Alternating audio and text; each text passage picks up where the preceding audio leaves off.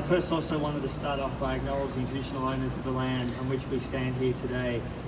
This is a somber moment, and it's somber because many of us who protest and argue and campaign against wars have spent a lot of the last 20 years, if not more, campaigning against US and Israeli aggression, and that's an important point that I'll come back to, but this is clear what is happening here. This is an illegal Russian invasion of a nation to its borders.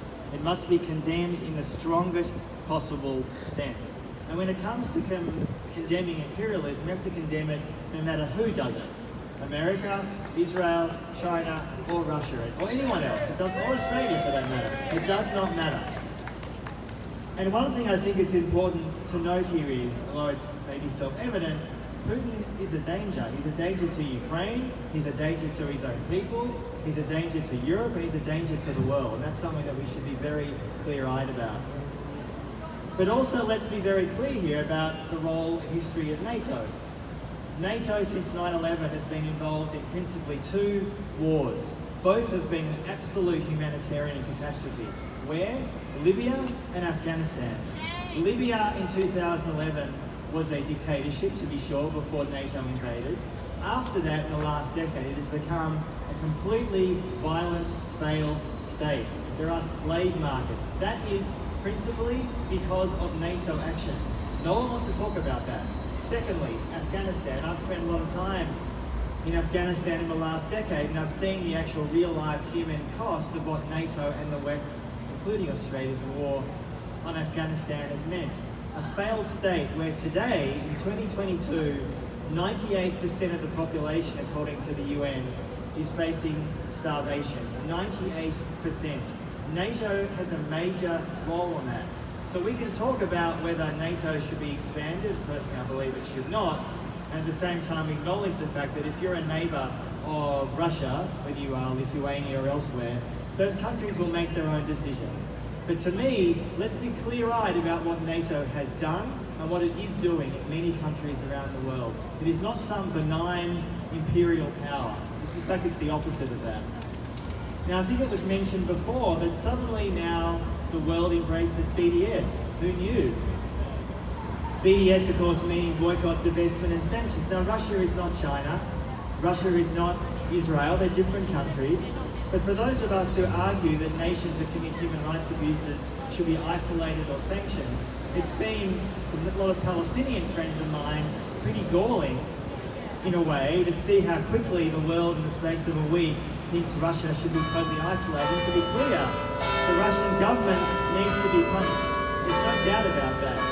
But what I think you're finding now, I'll wait 2 seconds. Thank you. What you're seeing now is the potential of a complete Russian collapse. And that to me is something we should not be celebrating. By all means, sanction the government. By all means, sanction the oligarchs, including here. But the idea that over 140 million Russians, many of whom do not support this war, will suffer.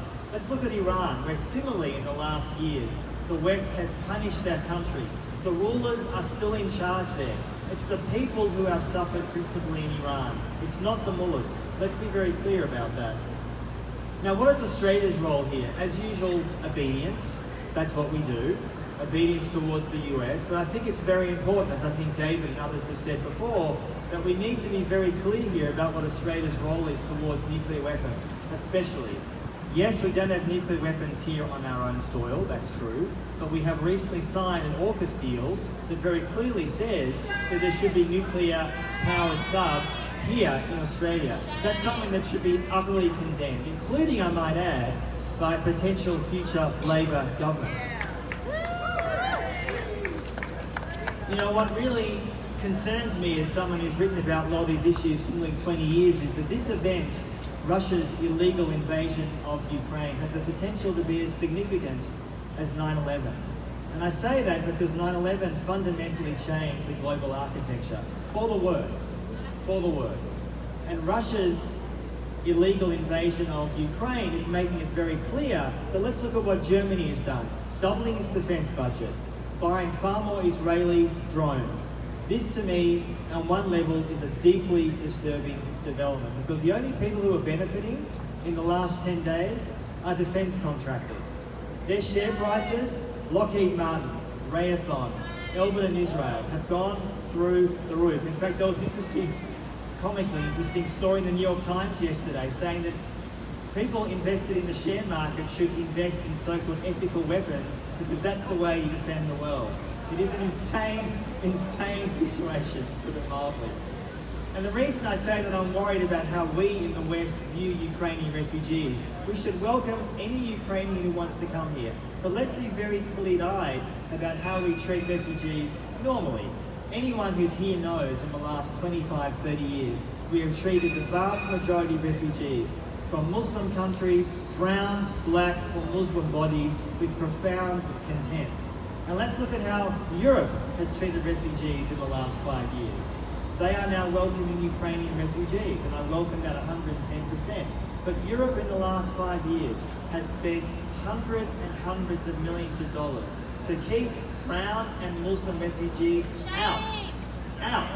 They are spending money on Israeli drones that monitors the Mediterranean. Many refugees are drowning and dying. That is what Europe has stood for the last 5 years. So although it's welcome that they're taking in Ukrainian refugees, as they should, let's not sugarcoat the record of Europe in the last 5 years. Let me conclude on this. As a journalist myself, I am routinely critical of how most of my so-called colleagues behave.